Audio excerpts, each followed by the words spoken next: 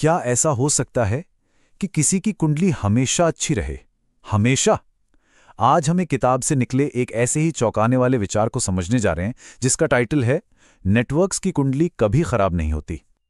मतलब ये सवाल ही ऐसा है ना, कि जो कोई भी किस्मत और ज्योतिष में थोड़ा सा भी यकीन रखता हो वो एक बार तो सोचेगा ही, क्या ये वाकई मुमकिन है कि किसी का भाग्य हमेशा मतलब हमेशा उसके साथ रहे? चलिए इस बड़े से दावे के पीछे की कहानी पता लगाते हैं। तो सवाल ये है कि ये सब शुरू कहाँ से हुआ? ये अनोखा आइडिया, ये विचार आखिर आया कहाँ से? तो ये कहानी हमें ले जाती है नागपुर। वहां नेटवर्क मार्केटर्स की एक बहुत हाई प्रोफाइल मीटिंग चल रही थी। माहौल काफी सीरियस था, बिजनेस की बड़ी बड़ी बातें हो रही थी और तभी बातचीत ने एक ऐसा मोड़ लिया जिसकी किसी ने उम्मीद नहीं की थी। बातचीत अचानक बिजनेस से हटकर ज्योतिष और कुंडलियों पर आ गई, और जैसा कि स्रोत के इस पन्ने पर हम देख सकते हैं, बस यहीं से उस दावे का जन्म हुआ जिसे हम आज समझने की कोशिश कर रहे हैं। मीटिंग में किसी ने यह दावदाई घोषणा कर दी।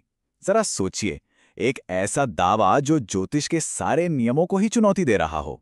लेकिन ऐसा कहा क्यों गया? इसके पीछे का लॉजिक क्या था? तो इस अजेय कुंडली, मतलब एक ऐसी कुंडली जिसे कोई हरा ना सके, इसके पीछे का तर्क क्या है? चलिए इसे थोड़ा गहराई से समझते हैं कि ये सिस्टम काम कैसे करता है। किताब के लेखक ने भी यही सवाल पूछा और इसका जवाब नेटवर्क मार्केटिंग के स्ट्रक्चर में ही छिपा है। बात किसी एक इंसान की किस्मत की नहीं है, बात है सबकी किस्मत को मिलाकर चलने की। ये तर्क सब कुछ साफ कर देता है। मान लीजिए एक लीडर है जिसका ज्योतिष के हिसाब से बुरा वक्त चल रहा हो, लेकिन उसकी टीम में, उसकी डाउन लाइन में कोई ना कोई तो ऐसा होगा ही जिसका समय एकदम शानदार चल रहा हो। अब जब वो सफल होगा तो उसका फायदा लीडर तक भी पहुंचेगा। तो इस तरह बिजनेस कभी रुकता ही नहीं, चाहे लीडर की अपनी कुंडली कितनी भी कमजोर क्यों ना हो। यहां यह समझना जरूरी है कि डाउनलाइन क्या है। ये उन लोगों का नेटवर्क है जो किसी एक व्यक्ति के नीचे काम करते हैं। मतलब लीडर की कमाई का एक हिस्सा इनकी मेहनत से भी आता है, और यही इस पूरे लॉजिक का सेंटर पॉइंट है। ठीक है, तो अगर ये सिस्टम इतना अनोखा है तो इसके लिए सही इंसान कौन है? लेखक के हिसाब से हर कोई इसके लिए फिट नहीं है। लेखक का मानना है कि इस बिजनेस मॉडल में कामयाब होने के लिए सबसे सही लोग वो हैं जिनका भाग्य और किस्मत जैसी चीजों पर गहरा विश्वास हो। स्रोत के मुताबिक जो लोग ज्योतिष, पितृपक्ष, ग्रहण, अमावस्या और शनिवार से जुड़े नियम कायदों को मानते हैं, वो नेटवर्क मार्केटिंग के लिए एकदम परफेक्ट कैंडिडेट हैं। पर ऐसा क्यों? क्योंकि वो पहले से ही इस बात को मानते हैं कि बाहरी ताकतें हमारी जिंदगी पर असर डालती हैं।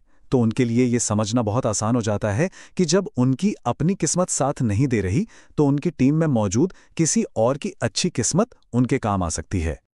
अब आते हैं इस विश्लेषण के सबसे दिलचस्प और शायद सबसे विवादित हिस्से पर। लेखक बुरे वक्त से निपटने के लिए एक बहुत ही खास सलाह देते हैं। इस स्लाइड में स्रोत का अगला पन्ना देखा जा सकता है, जहां ये आखिरी सलाह दी गई है। ये ज्योतिष के पारंपरिक उपायों को एक बिल्कुल ही नया एंगल देती है। तो एक सिचुएशन सोचिए, किसी की कुंडली में एक लंबे समय के लिए बुरा दौर शुरू हो गया है, जिसे महादशा कहते हैं। अब वो क्या करे? आमतौर पे लोग क्या करते हैं? यज्ञ करवाते हैं, महंगे महंगे रत्न या पत्थर पहनते हैं।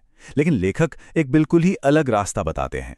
वो कहते हैं कि इन सब पर पैसा खर्च करने से अच्छा है फौरन नेटवर्क मार्केटिंग ज्वाइन कर लो, और सिर्फ जुड़ना ही नहीं बल्कि अपनी टीम में ऐसे लोगों को शामिल करो जिनकी कुंडली में बढ़िया महादशा चल रही हो। और यही इस पूरे विचार का निचोड़ है। तर्क यह है कि जब किसी की टीम में बहुत सारे लोगों का अच्छा समय चल रहा होगा तो उनकी सबकी पॉजिटिव एनर्जी मिलकर उस एक इंसान की नेगेटिव एनर्जी पर भारी पड़ जाएगी। ये एक तरह का एस्ट्रोलॉजिकल जुगाड़ है। तो आखिर में ये स्रोत हमें एक बहुत ही बुनियादी सवाल पर लाकर छोड़ देता है। क्या सफलता सिर्फ हमारी अपनी मेहनत का नतीजा है, या हम दूसरों की अच्छी किस्मत का फायदा भी उठा सकते हैं? ये एक सोचने वाली बात है।